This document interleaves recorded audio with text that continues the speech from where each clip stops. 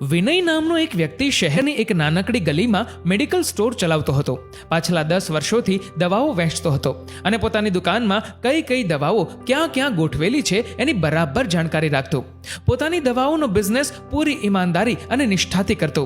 દિવસે ને દિવસે એની દુકાનમાં ખૂબ ભીડ રહેતી. તેની એક ખાસિયત હતી કે ગ્રાહકોને જરૂરી દવા એ ખૂબ જ સાવધાનીથી અને 2 વાર બધું ચેક કરીને જ આપતો. પરંતુ એની એક ખામી હતી કે તે પોતે નાસ્તિક હતો. ભગવાન પર એને જરા પણ વિશ્વાસ ન હતો. ભગવાનના નામ માત્રથી એને ચીડ થવા લાગતી. ઘરવાળા એને ખૂબ સમજાવતા, પરંતુ તે કોઈનું પણ સાંભળતો નહીં. અને હા, જ્યારે પણ ફ્રી સમય મળે એટલે પોતાના દોસ્તો સાથે દુકાનમાં જ પત્તાની રમત રમ્યા કરે. એક દિવસ એના કેટલાક મિત્રો દુકાન પર આવ્યા. ખૂબ ભારે વરસાદ શરૂ થયો. વરસાદના કારણે દુકાન પર પણ કોઈ ગ્રાહક આવતું ન હતું. પછી તો શું, બધા મિત્રોએ મળીને પત્તાની રમત ચાલુ કરી. રાત્રિનો સમય થઈ ગયો. ઘનઘોર કાળા વાદળા અને ચારેકોર અંધારું, અને એવામાં લાઇટ પણ ગઈ એટલે દુકાનમાં પણ અંધારું. ફોનની ફ્લેશ લાઇટ ચાલુ રાખીને પત્તાની રમત ચાલુ રાખી. એટલામાં એક છોકરો દવાની ચિઠ્ઠી લઈને આવ્યો. આખું શરીર એનું ભીનું થઈ ગયેલું અને પોતે હેપતાઈ ગયો હોય એવી અવસ્થામાં હતો. વિનયની નજર છોકરા પર પડી. તરત જ ઊભો થઈને કાઉન્ટર પાસે આવ્યો. ઠંડીમાં કકડાઈ રહેલા પેલા બાળકે દવાની ચિઠ્ઠી આગળ કરી અને કહ્યું, સાહેબ, મને આ દવા આપો ને જલ્દી. મારી માં ખૂબ જ બીમાર છે અને એને આ દવાની તાત્કાલિક જરૂર છે. આજુબાજુમાં બધી જ દુકાનો બંધ છે. ભગવાનનો ઉપકાર કે તમારી દુકાન ખુલી છે. હવે બસ આ દવા મને મળી જાય તો હું મારી માને બચાવી શકું. ભગવાનનું નામ સાંભળીને વિનયને થોડી ચીડ થઈ, પણ સાથે સાથે ધંધો લઈને પણ બેઠો છે એટલે તરત જ બાળકના હાથમાંથી ચિઠ્ઠી લીધી, ફ્લેશ કરીને વાંચી. 10 વર્ષના અનુભવથી એને ખબર જ હતી કે આ દવા ક્યાં પડી છે, એટલે અંધારામાં જ દવા જોયા વગર જ બાળકને આપી દીધી. બાળકે પૈસા આપ્યા અને ફટાફટ દોડતો દોડતો બાળક પોતાના ઘર તરફ ગયો. થોડી વાર પછી લાઇટ આવી. એમના મિત્રો પણ ઘરે જવા નીકળ્યા. વિનય પણ હવે દુકાન બંધ કરવાની તૈયારીમાં હતો. ત્યાં જ તેની નજર પેલા ખાના પર પડી જ્યાંથી તેણે પેલા બાળકને દવાની શીશી આપી હતી. અને એને યાદ આવ્યું કે થોડી વાર પહેલા જ એક ગ્રાહક ઉંદર મારવાની દવા પાછી આપી ગયો હતો. અંધારું હતું એટલે મેં સમય પરવારી આ બોટલ પેલા ખાનામાં મૂકી હતી અને મારા ઓવર કોન્ફિડન્સને કારણે એ જ દવા મેં બિચારા પહેલા બાળકને આપી દીધી. વિનયને તો પરસેવો છૂટી ગયો. એક જ ક્ષણમાં જાણે એના 10 વર્ષના કરિયર ઉપર ગ્રહણ લાગી ગયું. વિચાર્યું કે પહેલા બાળકે જો એની માને આ દવા આપી દીધી હશે તો એની માનું મૃત્યુ નિશ્ચિત છે. એને કંઈ જ સમજાયું નહીં. દુકાનની બહાર નીકળીને ચારે બાજુ જોયું, પણ એમ તો કંઈ બાળક હવે થોડો મળે. એનું કંઈ એડ્રેસ સરનામું તો હતું નહીં. મનમાં વિચારોનો હુમલો થયો કે પેલી બીમાર માને હવે કેવી રીતે બચાવે. એને કંઈ જ સમજાતું નહોતું. દુવિધા અને બેચેનીમાં આમ તેમ જોવા લાગ્યો.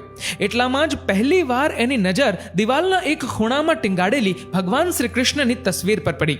આ એ જ તસવીર હતી કે જે દુકાનના ઉદ્ઘાટન સમયે પિતાએ જિદ કરીને પોતાની કસમ આપીને ત્યાં લગાવડાવી હતી.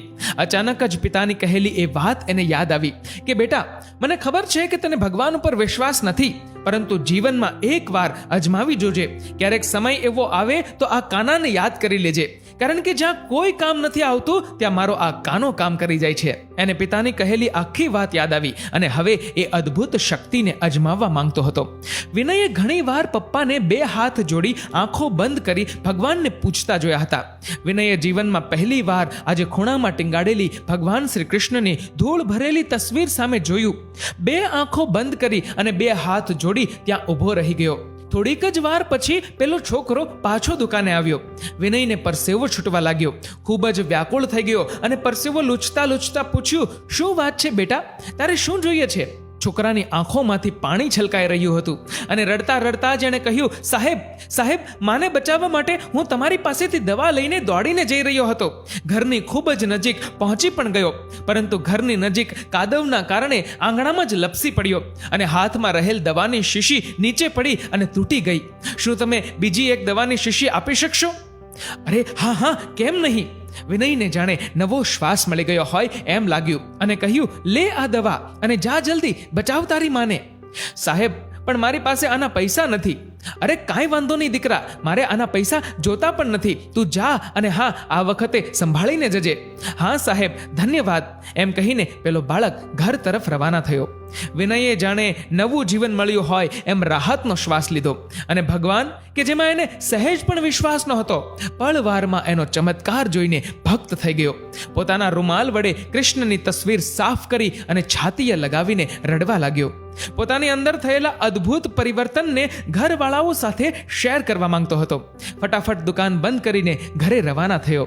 પોતાની નાસ્તિકતાની ઘોર અંધારી રાત હવે સમાપ્ત થઈ ગઈ અને કાલની નવી સવાર એક નવા વિનયના સ્વાગતમાં તૈયાર હતી. મિત્રો, માણસનું નસીબ એટલી વાર બદલાય છે જેટલી વાર એ ભગવાનને યાદ કરે છે. મુશ્કેલ પરિસ્થિતિઓમાં જ્યારે કોઈ રસ્તો ન મળે ત્યારે ભગવાનને યાદ કરજો, મન એકાગ્ર કરજો અને શાંત ચિત્તે વિચારજો, કોઈને કોઈ રસ્તો જરૂર મળી આવશે.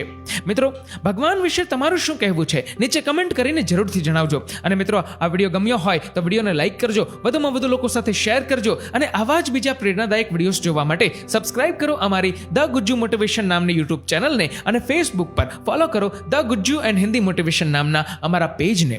ધન્યવાદ.